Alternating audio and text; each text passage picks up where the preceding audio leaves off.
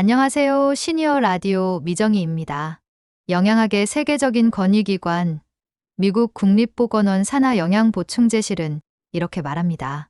비타민 C는 콜라겐의 생합성에 필수적입니다. 이 한마디가 의미하는 바는 무엇일까요?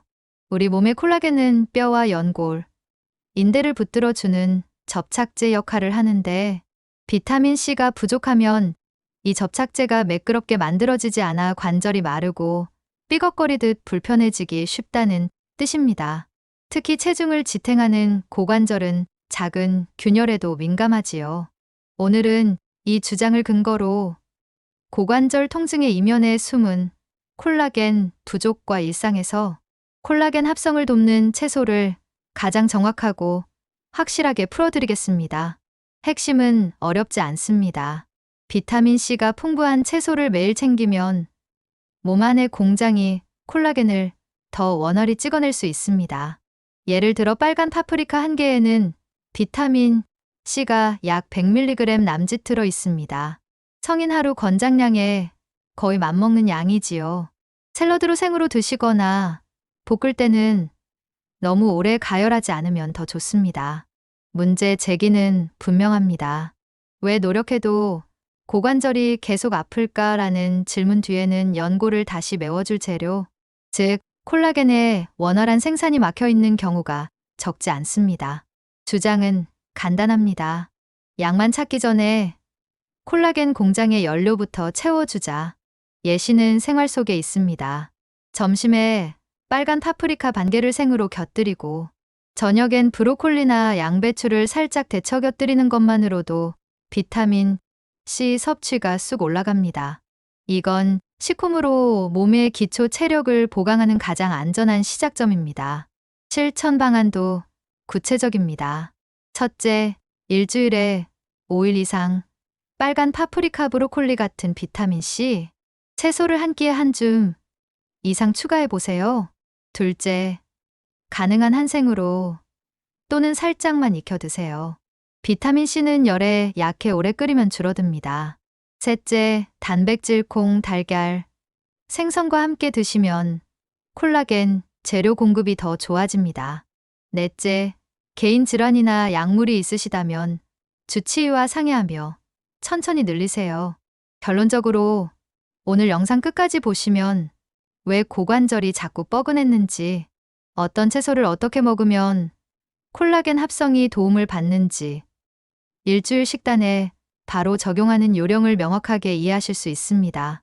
그리고 혹시 도움될 것 같고 기대가 되신다면 지금 구독과 좋아요를 눌러두세요.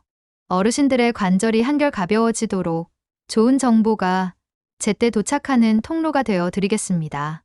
많은 분들이 고관절이 쑤시고 힘이 빠지는 이유를 나이 탓으로만 돌리시지만 실제로는 몸속 콜라겐 공장이 제 역할을 못하는 경우가 적지 않습니다.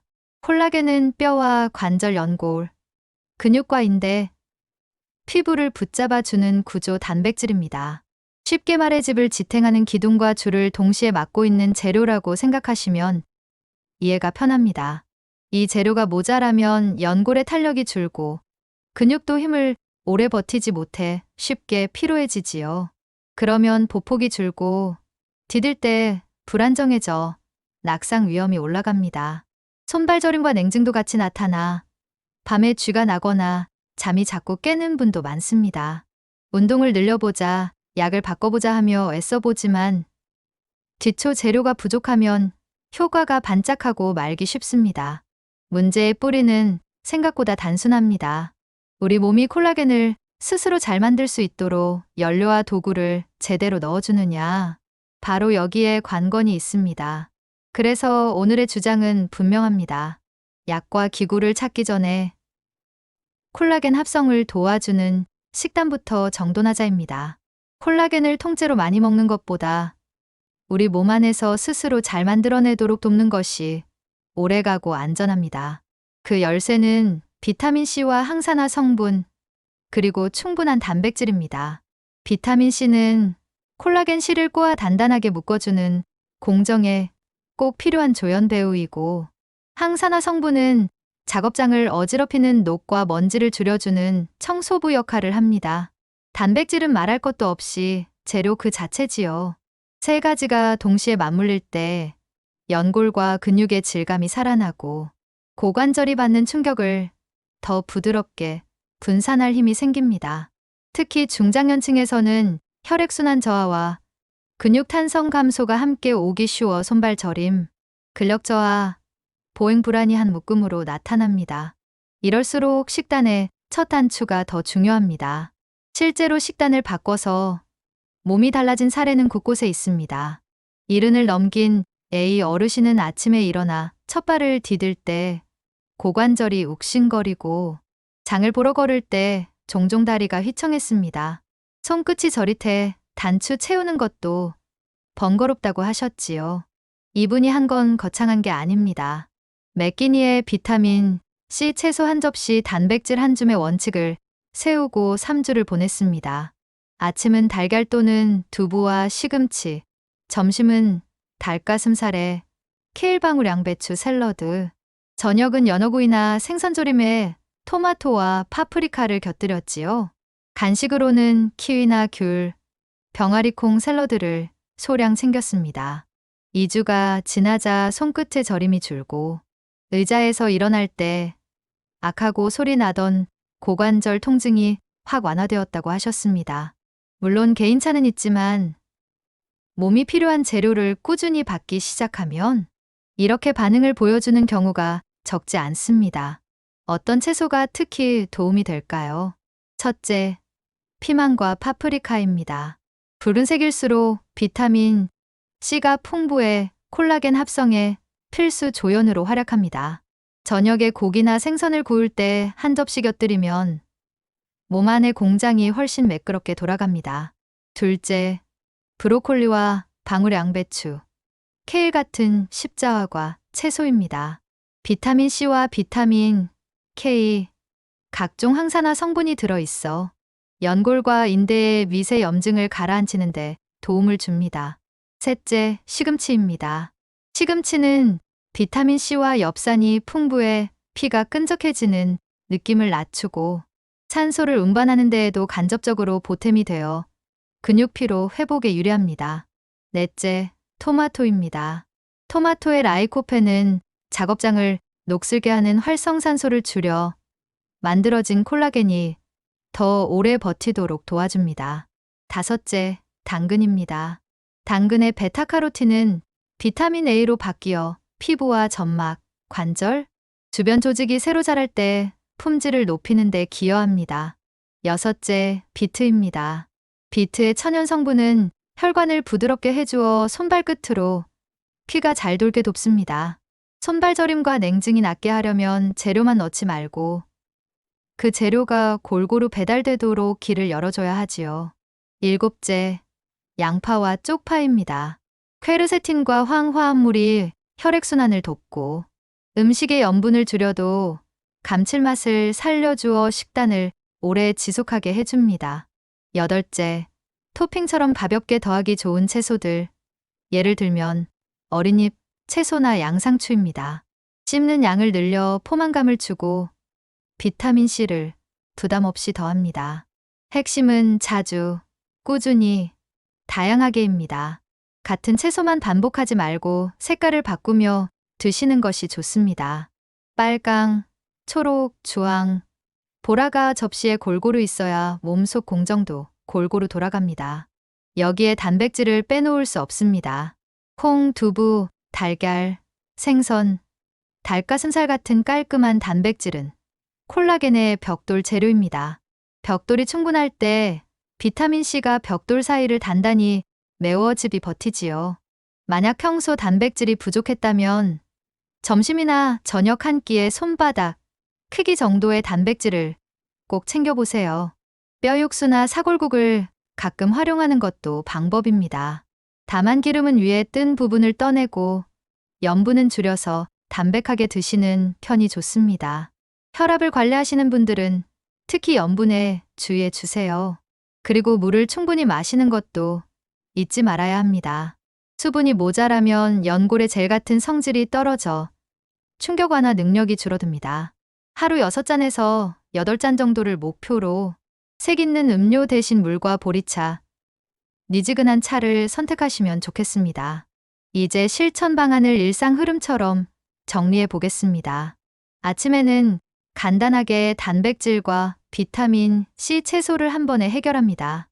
예를 들어 달걀 프라이에 시금치나 토마토를 곁들이고 귤이나 키위를 한 개 더합니다. 시간이 없을 땐 두유 한 잔에 어린잎, 채소와 토마토를 넣은 간단한 샌드위치도 훌륭합니다. 점심에는 외식이 많으시죠? 이럴 때는 단백질 비타민 C 채소 한 접시, 2층만 기억하세요. 백반을 드신다면 생선조림이나 두부 요리를 고르고 반찬으로 나오는 브로콜리향 배추 파프리카류를 남기지 않는 것을 목표로 합니다. 국물은 반 그릇 이하로 줄여 염분을 조절합니다. 저녁에는 집에서 조리할 때 기름과 시간을 줄이는 조리법이 유리합니다. 파프리카와 브로콜리를 너무 오래 익히지 말고 살짝 볶아 비타민 C 손실을 줄입니다. 당근은 기름과 만나도 영양이 잘 흡수되니 가볍게 볶아 드셔도 좋습니다. 비트는 오븐에 구워 샐러드에 올리면 손발 냉증이 있는 분들께 특히 반응이 좋습니다. 장보기를 돕는 간단한 체크리스트도 드리겠습니다. 첫째, 색을 먼저 보세요. 빨강 토마토 파프리카 비트, 초록 브로콜리 시금치 케일, 주황 당근, 흰색 보라양 파적 양파를 골고루 담습니다. 둘째, 보관과 조리의 편리성을 고려하세요. 손질이 쉬운 방울토마토, 이미 손질된 브로콜리, 씻어서 바로 먹는 어린잎 채소를 기본으로 깔아두면 맵기니 실천이 쉬워집니다. 셋째, 단백질은 냉동냉장 조합으로 준비합니다. 냉동 연어, 닭가슴살, 두부, 달걀은 기본 세트라고 생각하시면 됩니다. 넷째, 양파와 쪽파, 마늘은 맛을 살리면서 소금은 줄이는 비법 재료입니다. 덜 짜도 맛있다는 경험을 쌓으시면 혈압 관리도 한결 수월해집니다. 운동과 생활 습관도 함께 맞물려야 효과가 배가 됩니다. 고관절은 우리 몸의 무게를 고스란히 받는 관절이라 주변 근육이 튼튼해야 통증이 줄고 넘어짐도 예방됩니다. 식단으로 콜라겐 합성을 돕는 동시에 허벅지 앞뒤 근육과 엉덩이 근육을 부드럽게 키우는 동작을 추천드립니다.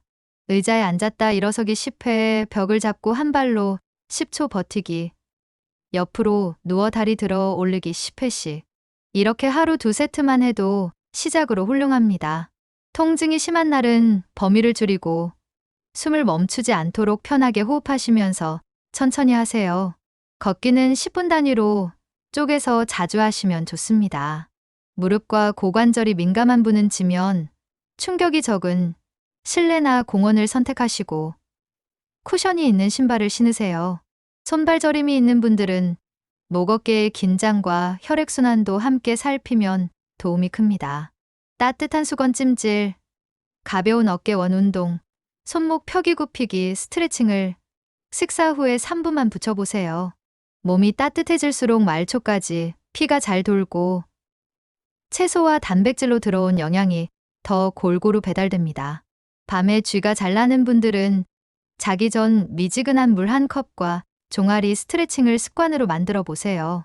종아리는 우리 몸의 두 번째 심장이라고 불릴 만큼 순환에 관여합니다. 안전도 중요합니다. 약을 드시는 분들은 상호작용 여부를 주치의와 꼭 상의해 주세요. 특히 항응고제를 드시는 분들은 비트나 녹황색, 채소의 비타민 K 섭취량을 갑자기 크게 늘리기보다 꾸준하고 일정하게 유지하는 쪽이 바람직합니다. 만성 신장질환이나 특정 대사 질환이 있는 경우에는 단백질과 칼륨 섭취 기준이 달라질 수 있으니 개인 맞춤 조정을 받으시길 권합니다. 또한 비타민C는 물에 잘 녹고 열에 약합니다. 오래 끓이는 조리는 피하고 데치더라도 짧게 혹은 생으로 드시는 식으로 요령을 익히시면 손실을 줄일 수 있습니다. 이제 3주 실천 로드맵을 한 번에 정리해 드리겠습니다. 1주차에는 식탁의 색을 채우는 데 집중합니다. 빨강, 초록, 주황이 한 접시에 모이도록 하고 단백질은 손바닥 크기로 매 끼니 확보합니다. 2주차에는 조리 시간을 줄이고 생채를 늘려 비타민 C 보존을 신경 씁니다. 예를 들면 저녁 샐러드에 파프리카와 토마토를 더하고 브로콜리는 살짝만 데쳐 올립니다. 3주차에는 간식을 업그레이드합니다. 과자 대신 귤, 키위, 병아리, 콩, 샐러드를 선택하고 물 섭취를 하루 6잔에서 8잔으로 유지합니다. 동시에 의자 스쿼트와 한발 서기 같은 고관절, 근력 운동을 하루 10분이라도 붙입니다. 이렇게 3주가 지나면 보폭이 조금 넓어지고 앉았다 일어날 때의 뻣뻣함이 줄었다는 느낌을 받는 분들이 많습니다. 손끝저림이나 종아리 뭉침도 밤마다 조금씩 편안해지는 변화를 경험하시곤 합니다. 결국 핵심은 아주 간단합니다. 몸이 스스로 고치도록 필요한 재료와 도구를 매일 조금씩 넣어드리는 것입니다. 콜라겐이 풍족해야 고관절 연골의 스프링이 살아나고 근육이 버티는 힘이 돌아옵니다. 그러면 걸음의 균형이 좋아지고 넘어짐의 위험도 낮아집니다. 오늘부터 식탁 위에 붉은 파프리카 한 접시를 올리고 브로콜리와 시금치, 토마토, 당근을 색깔별로 돌려가며 드셔보세요. 단백질을 손바닥만큼 꼭 챙기시고 물을 잊지 마시고 저녁에 10분만 몸을 움직여 보시면 분명히 달라집니다. 약과 치료는 의사 선생님과 상의하시되 식단이라는 든든한 기반을 깔아두시면 그 어떤 치료도 더 잘 먹힙니다. 오늘 안내해드린 방법이 그 첫걸음이 되길 진심으로 바랍니다. 지금까지 함께 걸어온 내용을 한번 차분히 정리해 보겠습니다. 고관절의 뻣뻣함과 통증, 손발 저림과 근력 저하, 그리고 넘어질까 불안한 마음 뒤에는 몸속 콜라겐 공장이 잠시 힘을 잃은 배경이 있을 수 있습니다. 콜라겐은 연골과 인대, 근육과 뼈를 잇는 질긴 실 같아서 이 실이 단단해야 걸음이 안정되고 통증도 줄어듭니다. 그래서 우리는 오늘 몸이 스스로 콜라겐을 더 잘 만들도록 돕는 방법에 집중했습니다. 색이 고운 채소로 비타민C와 항산화 성분을 채우고 손바닥만 한 단백질로 재료를 보태고 물을 충분히 마시고 고관절 주변 근육을 살살 깨워주는 루틴이었지요. 그리고 그 어떤 변화도 작게 그러나 매일 실천할 때 비로소 몸이 대답한다는 이야기를 나눴습니다. 이제 내가 당장 무엇을 하면 좋을까가 남았습니다. 어렵지 않습니다. 오늘부터 시작하는 초간단 24시간 실행표를 드리겠습니다. 아침은 달걀이나 두부를 기본으로 토마토 한 줌과 시금치나 어린잎 채소를 곁들여 주세요. 가능하면 생으로 아니면 살짝만 익혀서 비타민C를 지켜주시면 좋습니다. 점심에는 외식이어도 괜찮습니다. 메뉴를 고를 때 단백질 하나, 비타민 C 채소 하나만 마음속으로 체크해 보세요. 생선구이에 파프리카 샐러드, 순두부찌개에 겉절이 같은 조합이면 충분합니다. 저녁에는 브로콜리와 파프리카, 당근을 너무 오래 익히지 말고 살짝만 볶아 곁들이시고 물 한 컵을 더해 하루 수분을 마무리해 주세요. 잠자기 전엔 종아리와 엉덩이 근육을 풀어주는 3분 스트레칭으로 혈액순환의 길을 열어줍니다. 이 24시간 루틴이 쌓이면 몸은 어느 순간부터 지금은 공장이 잘 돌아간다 하고 신호를 보내기 시작합니다. 아침 첫걸음이 부드러워지고 계단에서의 불안이 줄어드는 작은 변화가 그것입니다. 혹시 중간에 방해가 생길 수도 있습니다. 입맛이 잘 안 맞아 채소를 빼먹거나 비가 와서 걷기를 놓치거나 모임이 잦아 염분이 많아지는 날도 있지요. 그럴 때는 올바른 한 끼로 금세 복구하시면 됩니다. 완벽함보다 복구 속도가 더 중요합니다. 채소를 못 챙긴 날엔 다음 끼니에 방울토마토 한 컵과 파프리카 몇 조각을 곁들이고 국물 음식을 드신 날엔 저녁에 물을 한 컵 더 드시고 다음 날 반찬을 싱겁게 조절해 보세요. 걷기를 걸은 날엔 의자에서 일어섰다 앉기 10회를 2번만 해도 훌륭한 보완이 됩니다. 이처럼 실패를 잠깐 쉬어간 것으로 대하는 태도가 오랫동안 가장 큰 힘이 됩니다. 몸이 보내는 신호를 알아채는 연습도 큰 도움이 됩니다.